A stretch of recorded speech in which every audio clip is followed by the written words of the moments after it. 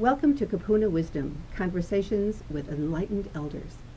I'm Amorah St. John, and I'm here once again at Judy Levy's beautiful store in Kihei, Awakening in Paradise, a bookstore, a boutique, an art gallery, and anybody living on Maui should definitely come visit right here in Kihei, Awakening in Paradise. Thank you, Judy, for supplying this beautiful studio for us. And I'm happy to say my guest today is Bodhi Be, who I've been wanting to interview for the show since I had the concept. And Bodhi is the executive director of Doorway into Light, and he is the guy you call when you are ready to shuffle off the mortal coil. Actually, I hope you call me way before then. Well, I did already called you. You're here. Thank you for showing up. But my disclaimer is I'm neither enlightened nor an elder. Really? I'm more of an elder in training. Ah. Well, the Laiho writer who I interviewed last time said that Kupuna is really anybody with the wisdom of the elders. I mean, you could have a 13-year-old who's wise beyond their years. That was her hit. But in my eyes, you're a Kupuna. Okay. Yeah. So, Bodhi, I was thinking it's interesting that we are here in paradise on Maui, and yet we're going to paradise when we go. Were you brought up as a child to believe in a heaven and a hell? Well, the culture is permeated with, not religiously, no, but certainly the culture is permeated. It's the elephant in the room. Judgment Day and heaven and hell. Yeah. What was your religious training? Bear to none. Culturally Jewish, but very minimal training. So what got you fascinated with death? Well, I could say that initially it was the sudden, unexpected death of my father when I was 17. At the same time when I was taking LSD and things like that. And the death of my father, and actually this particular experience of when his coffin was being lowered into the ground, off in the distance was this gigantic, this was in New York, it was a gigantic auto graveyard. Wow. Next to this giant cemetery. And when my father's coffin was being lowered into the ground, this giant crane was lowering this old wrecked rusted car onto this pile of rusted cars. Wow. And when I was 17, I didn't have any language or understanding for what was actually going on, but the image itself made a very powerful impact on me. Then I didn't think at any point at that time that my work was in. I had no idea I'd be doing what I'm doing now, and I have no idea what I'll be doing next year. But I've been an ordained minister for almost 30 years, and somewhere in the late 90s, I started to be approached by people who were dying or grieving or had someone close to them. Why were they who was dying. approaching you, of all people? People were already approaching me about counseling and weddings and I see. ceremony and. And then you realize everyone's going to do it, so this, someone. No, has to I already knew everyone was going to die. So, But anyways, at that point, I thought I needed more training. At least I thought I did. And right. so I went and became a hospice volunteer. And the volunteer training was quite transformative. And then hospice started sending me into homes where I really got to go to school and learning how people in this culture are dying or refusing to die. Or refusing to die. You have something that you've talked about many times, and I've heard you speak about. There's death, and there's no death. There's death, and there's no death. Same. Right? Well, I'm not sure about the same, but... I mean, both are right. I would say that both are true, yes. Both are true. Yeah. So, how long have you been doing this? I've been doing this since 2001. In 2006, I decided to start Doorway into Light as a nonprofit organization. I happened to be working at Ram Dass's house and started talking to him about what I was up to, and he right away said, I want to help. And we put on an event in December of 2006 that 100 people came to, a 2-day. Basically, I wanted to see who in the community was interested in organizing or at least coming together around the subjects of death and dying. Yeah. And that was pretty much the beginning of Doorway into Light. And then we started a first Monday of the month meeting that's been going on almost 7 years. At the Temple of Peace? Yeah. And we started organizing volunteer care groups to kind of supplement and complement hospice. And then we started doing more educational trainings for spiritual end-of-life care. And physical and emotional support. Yeah, and you have something that I don't think anybody in this country has. You have your very own death store. I believe it is the only such thing in the country, at least. It's phenomenal. I know I have to say I've not yet been there because I know you're only open on Saturdays, and I haven't quite gotten up the hill yet. But when you open up the door, what's in there? Do you have coffins in there? Yeah, I have this standard. Well, I wouldn't say standard. I have a funeral home. In the funeral home, I have caskets. They're all either made out of bamboo or seagrass and willow, or they're simple pine box coffins that I build myself. I have all kinds of water and earth degradable urns. I also have a bookstore. I have a lending library. I have a reference library. I sell home funeral supplies. I offer referral services and free all kinds of end-of-life and after-death counseling services. I provide the services of a funeral director, an ordained minister. There's a grief counselor on the advisory board. There's on and on. And videos. Don't forget that beautiful video series you have with Ram Dass and Joan Halifax and a whole slew of others who have something to say about conscious dying. So I'm actually out to reinvent the funeral home because it needs to be reinvented. It's got a terrible reputation, and I want to make it a place that's kind of like this place, where you come to this place before somebody dies. Yeah, yeah. You come to educate yourself about your choices, your rights. Exactly. You start to explore your own approaching death and preparing for your own approaching death, not as a practice in morbidity, but as a practice in coming more fully into life itself. Yeah. That's beautiful. You know, I remember when my dad died, I was 11, and going into that funeral home, it was so morbid and so awful, and everything smelled of perfumy flowers, and, you know, I just wanted to run away. I think I did run away, actually. The other thing I have in my funeral home is a 3-body refrigerator. Really? For keeping a dead body cold. Wow. Until it could be buried or cremated. So you don't use formaldehyde or any of that? No way. None of that. Are there other people on the mainland doing what you're doing? I know there's Final Passages in California. Final Passages is about home funerals. As far as I know, nobody's kind of stepped into reinventing and revolutionizing the funeral home itself. Yeah. The next version of the death store has a cafe component to it, to kind of make it more of a hangout, a conversation place. I love that. So let's talk about things that need to be talked about, because it's a fairly barren landscape in terms of how much death is left out of the cultural conversation. You're right. There's nothing in this entire mall that has anything to do with death and dying. Why? Because we're afraid to talk about it, we're afraid to think about it, we're afraid to do it, right? I mean, it's, you know, what's terrifying. interesting is something I've been exploring lately is 500 people a day, every single day, the average is 500 people a day die unexpectedly from accidents. Wow. We all wake up in the morning thinking it's just another regular day. Exactly. And 500 people every day wake up thinking it's another regular day and don't know it's their last day on Earth. Yeah. And probably have done little or no preparation for it. And of course, when we hear information like that, either the conscious or the unconscious tendency is to think, well, that happens to other people. Right. Well, I've spoken to other people, and they don't think it's them either. No, you never do. You know what really got me about that could happen to anybody, anytime, anywhere, is when Princess Diana died. Suddenly, out of the blue, she's gone. And I thought, if it could happen to her, it could happen to any of us at any time. You know, even she was not protected from Dr. But it Death. seems that we wake up with a certain, I would say, laziness and complacency that we have lots of time. Yeah. And maybe a sense of entitlement that we deserve to have 80 years. And if we don't have 80 years, or more or less, we've been ripped off. And where it really shows up is when a child dies, and the thing you hear most often is, what a shame, he didn't or she didn't get to live a full life. As if we have this notion of that a full life is 80 years. 12-year-old could have lived a full life. And done everything he came to do. It's really true. Exactly. Yeah, yeah. So there's a conference coming to town soon that I want to go to. It's called Fearless Death. And when I read it, I thought, God, that's an interesting combination of words. Fearless Death. So a lama is coming to talk about it, who has apparently transcended the whole notion of death as something to be afraid of, to death to embrace.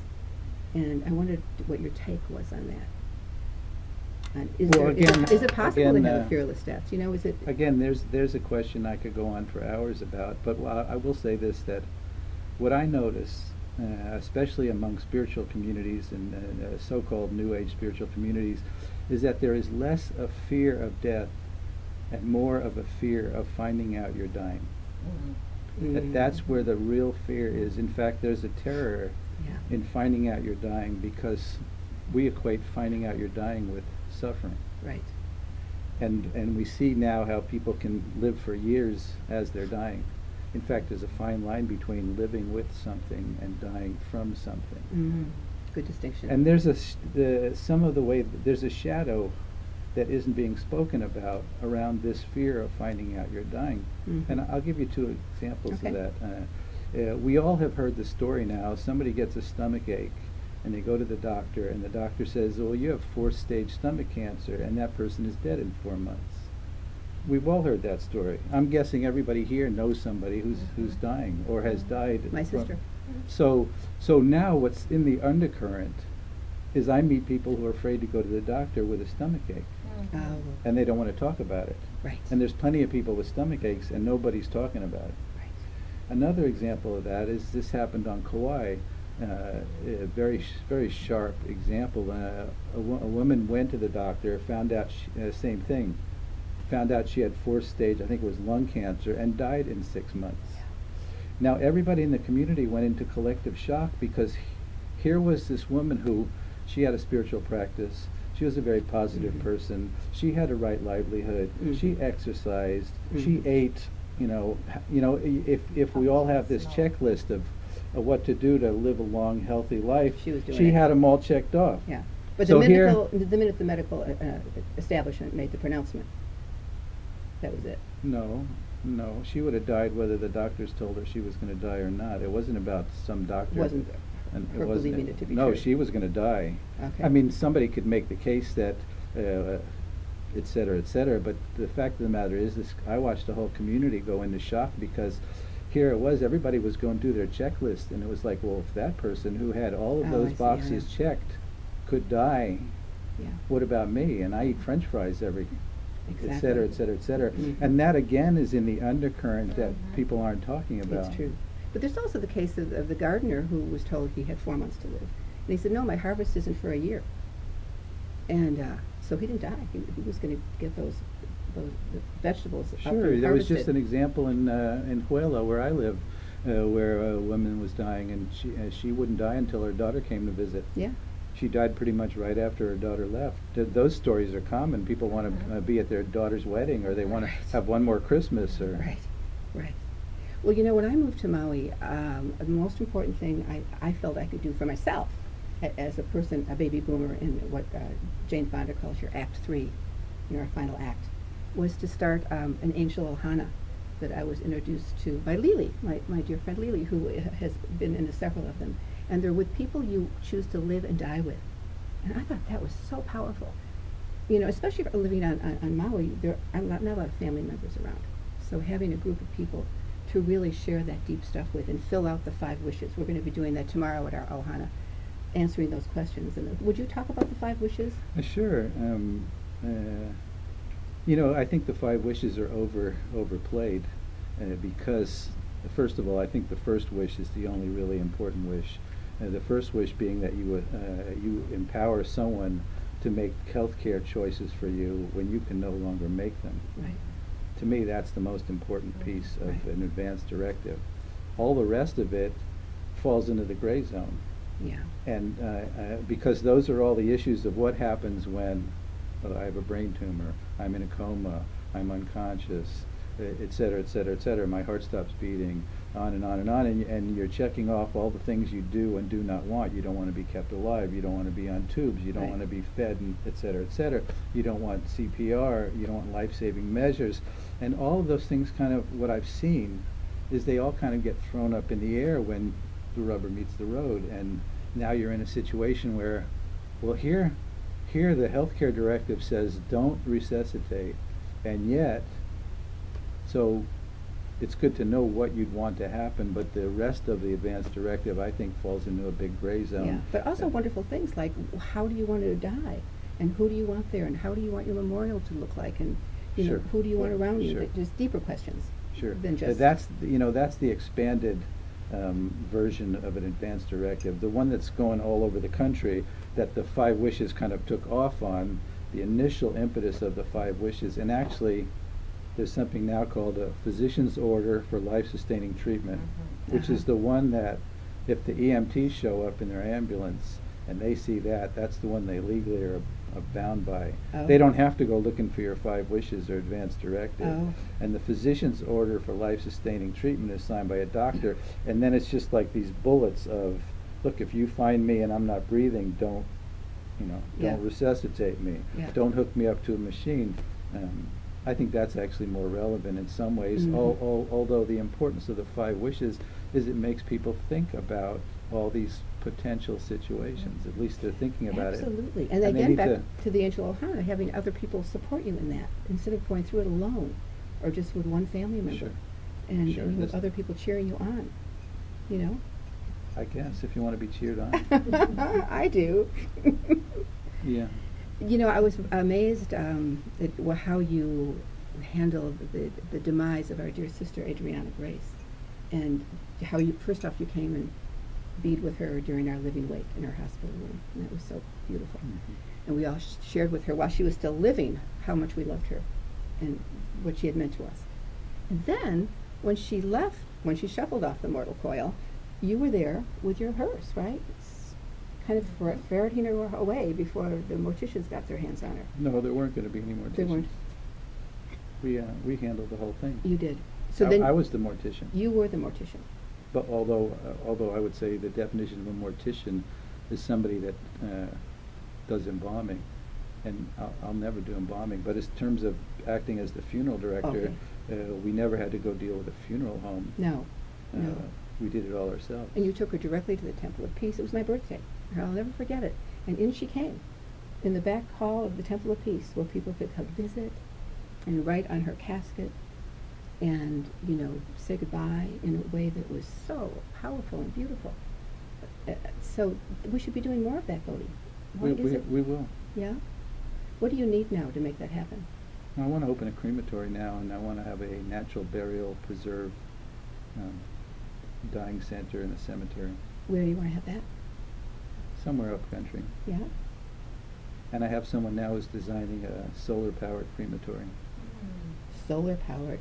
No kidding. The movement in America right now is people want to be cremated, right? Less and less do people want to be buried. There's a number of reasons for that.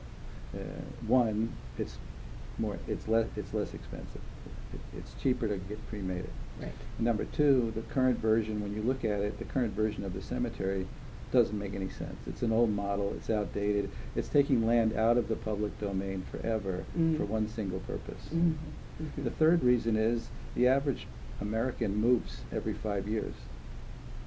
So pretty much everybody doesn't live where their parents and grandparents are buried. Right. So people have lost any real connection in terms of the value of having that place to go to where your relatives' bones are. Yeah.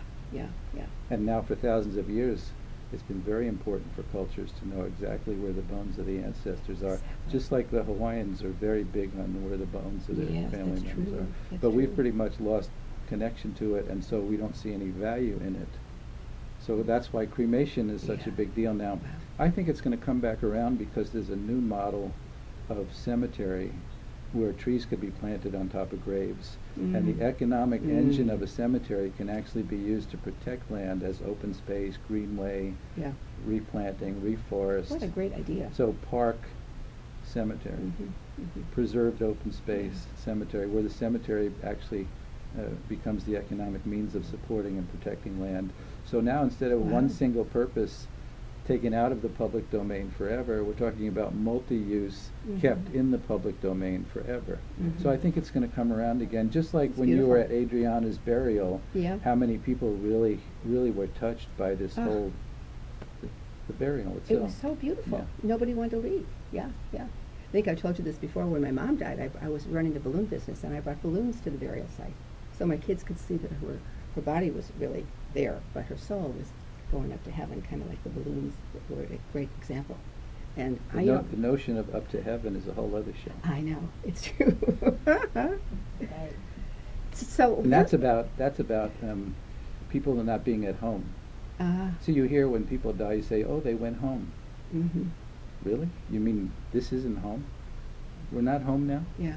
Why aren't we home now?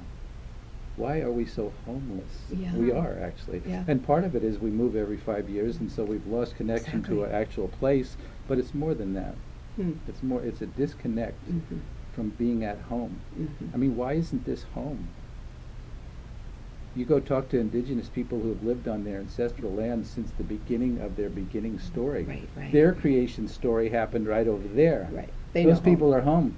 They know home. You can't sell any notion of heaven to those folks. They're there. Yeah, it's true. That's so So true. then going home,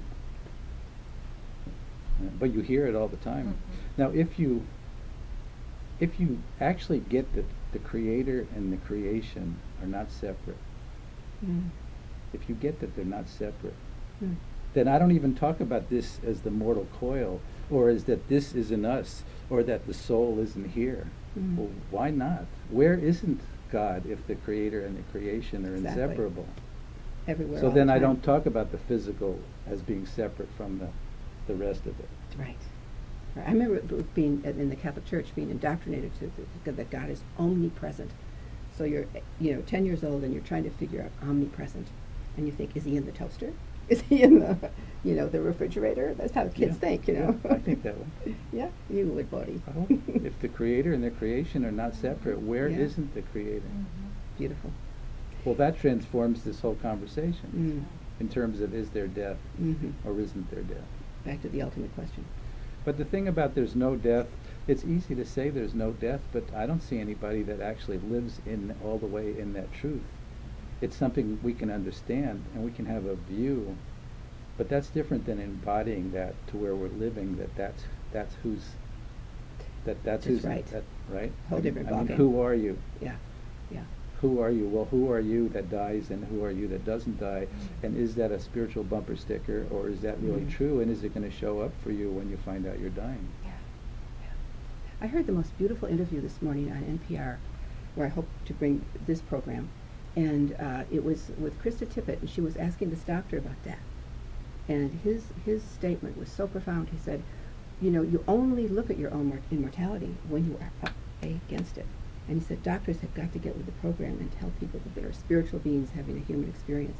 Yes, give them the medicine, but also, this is their time. This is the spiritual transformation of death, and we shouldn't, walk away from it. I was with a doctor friend last night, and he said, I wish that I could talk to my patients about death, but I can't. It's like there's something that was stopping him. So I want to show him this video and see if we can get more doctors talking to their patients. Well, unfortunately, in this culture, death is basically seen as either a medical event or a psychological event. Not a spiritual It's event. way more than that. Well, I'm not saying medical is not spiritual. I'm just saying a medical event has a particular language and a particular view. Right. And that view basically is health and death don't go together. But truly, does a healthy life include its death? Sure, absolutely. So death is not the opposite of health. It's not even the opposite of life. No? It's the opposite of birth. Yeah, it's true. And I wouldn't say it's the last act. Who says it's the last? Could be the first act. I like what Kadar says, that we're just graduating. Just graduating. Well, why aren't we Getting the graduating diploma. today? Yeah, why not? So, Bodhi, we don't have a whole lot of time left, but I wanted to ask you a little bit about your background as a Sufi. You're trying to get me to say something that's never been said I before. am. I'm still working on it. Yeah, good. And now, go ahead. Well, it's the path of the heart, and I think that's probably what led you to this work in the world. And you have this amazing wife, Leila, who I wish was here. We'll do an interview with her next time around. I wouldn't say it led to my work, but I would say that it's a key component of how I can do this work. Okay. Do you remember what happened when we were talking at Sufi camp when you were talking about that?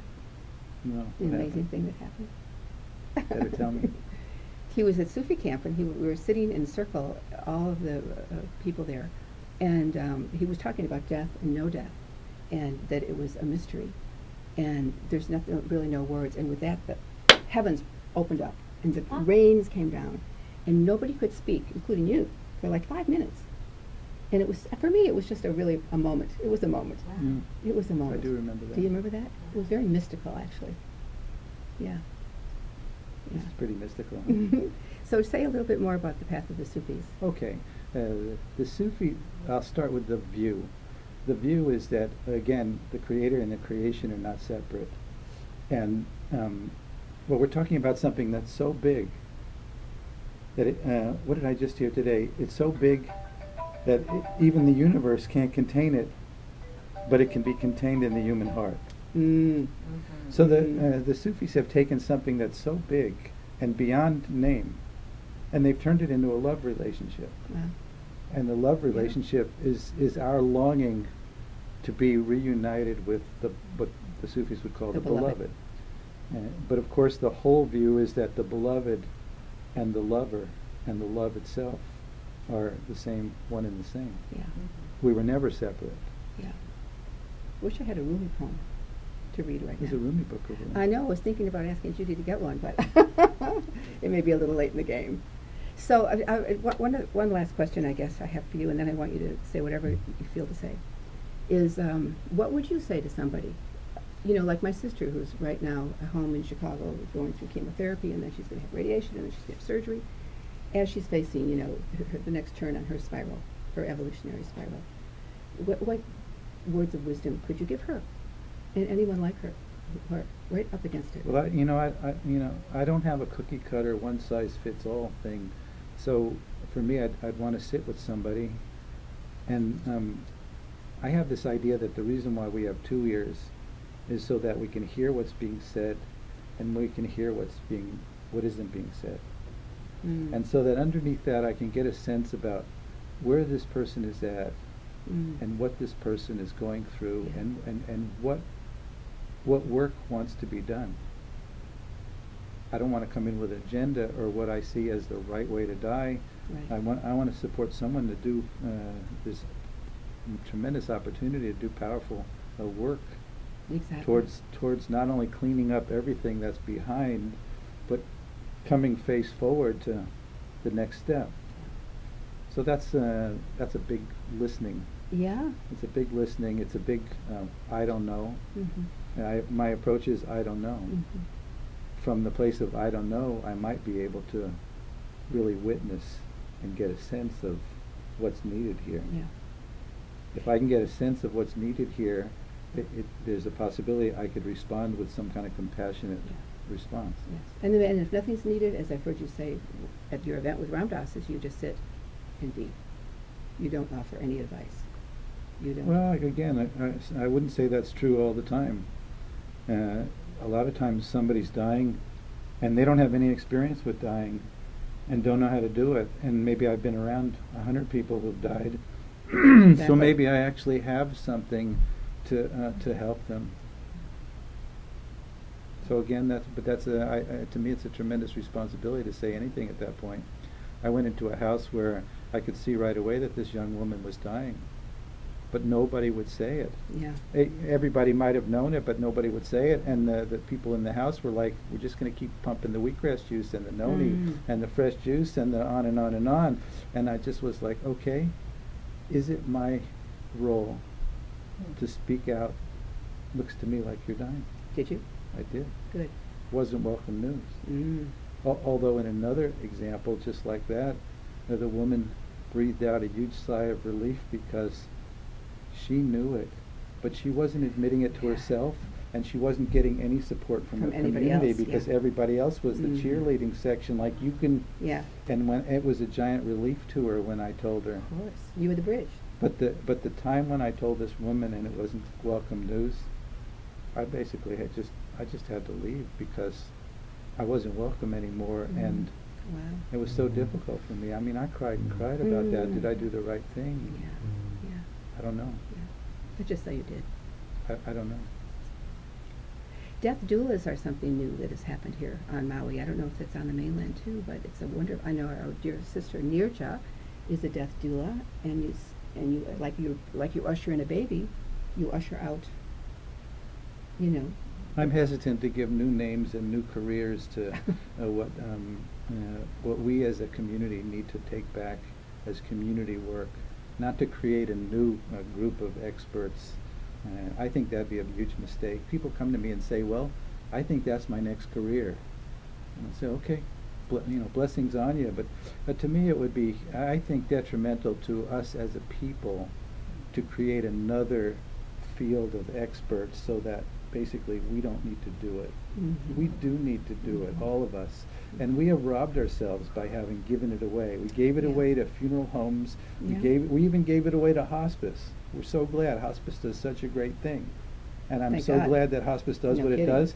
But some of why we're so glad is that they do it and we don't have to do Yeah. it. Mm-hmm. And when somebody comes to me and says, I just brought my 19-year-old parents to live with me, they're dying, and I want them in my home, I have so much respect for that, because that's a rare thing. Yeah. Because most people are like, I don't want to change my lifestyle. Mm-hmm. I'm not willing to surrender and serve to that degree. Mm-hmm. Well, I say we as a community need to take it back from what we've given it away. We've robbed ourselves. Yeah. And Well, that's maybe what builds a village and a community. We're all death doers. I mean, we Well, all again, have that I'm responsibility. hesitant to give Well, I names mean, to we're it. all going to be around people who die, so we all have that responsibility to usher them out the best way we possibly can, right? To show up. Yeah. Again, I'm sensitive to the word. So usher out, I'm not sure what that means, but certainly to show up. Mm-hmm. And when somebody, the most common things I hear from people who are dying is, I don't want to be a burden, Right. and I don't want to lose control. Right. And I want to turn the I don't want to be a burden on its head, because it comes from the fact that most of us can give much easier than we can receive. Mm. We don't want to be in debt to somebody because we received something, and that's deep in our culture. That's right. And that's a problem, I would say, very sad in our culture, and we need to turn that upside down, that we need to step up and care for our family and community members that are dying. But also somebody will say, I don't want to be a burden, because maybe they're actually very afraid that no one would show up. Mm. I meet people that are afraid Sure. nobody will show up. Sure. And I don't want to lose control. Heck, I think we're all control freaks to a large degree. Yeah. And sure enough, it shows up when you start losing control. Why is it that, it shocked me when people would tell me they'd rather be dead than have somebody wipe their butt. Mm-hmm. Apparently the ultimate signal of loss of dignity and Exactly. loss of control. What is that about? Uh-huh. You'd rather be dead than have somebody wipe your butt? It's more common than you think. So I think, okay, so what's that about? Maybe we were so traumatized when we were potty trained that we never got over it. And also we are extremely what I would call fecal phobic. Yeah, right. We want to flush it. We want it to go away. We don't care where it goes. We'll use the freshest water on the planet to make it go away. Yeah. It stinks. I don't want to even think it came Yeah. out of me, blah, blah, blah, It's blah. quite a metaphor. Well, sure enough, it shows up when we're dying. Mm-hmm. Sure. And then it's the ultimate surrender. Okay, I've lost everything now, including my so-called dignity. Well, okay, it's a surrender, but why do we draw the line that's the end of dignity? Somebody's wife. Why do we draw that line right there? Yeah. So coming back to death being viewed as a medical event, well, as a medical event, it's a failure. Mm. They've tried all their technology, their new surgery procedures, their new chemicals and drugs, and still you died. Most doctors don't know what to do at that point. It's a failure. A failure to thrive, Yeah. as if we're just supposed to continue to thrive. Or it's a psychological event. And what's the psychological event? You're continually losing. Mm-hmm. Right. And it's still all about me. Mm-hmm. It's my inner experience. Mm-hmm. Well, death isn't just about my inner experience. And I'm learning more and more that your dying isn't just for yourself, which is, I would say, a revolutionary concept in this culture. What do you mean it's not for myself? I'm going to die the way I want to die. Mm-hmm. I live the way I wanted to live. It's my life. Mm-hmm. And I would say your dying isn't just for yourself. Mm-hmm. And I'm with a group of people, and I'll say, okay, how many of you have had an experience where somebody you know died? Well, pretty much everybody raises their hand. Right. And I say, well, how many of you have been changed by that experience? That it affected the rest of your life? And pretty much everybody raises their hand. Yeah. Well, isn't that clearly an example of how your dying isn't just for yourself? Exactly. I was just with a woman today who's dying of Parkinson's slowly, and she wants to take her life. And Wow.